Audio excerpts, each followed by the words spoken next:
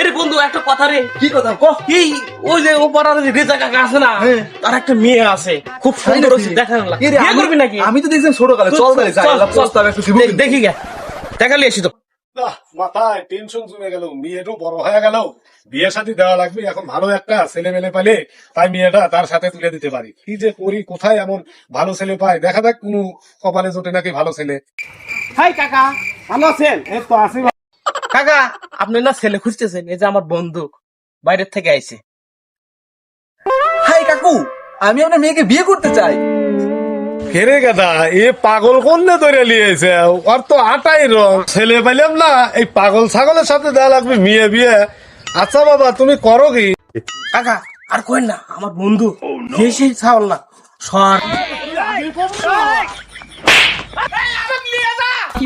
আচ্ছা বাবা, তুমি আগে কোথায় না তাহলে, তুমি তাহলে কি চাকরি করো সরকারি?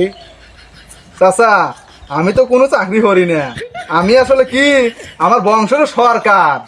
হুমন্দির বেড়া কয় কি? শালা হুমন্দির বেড়া করলো কি রে?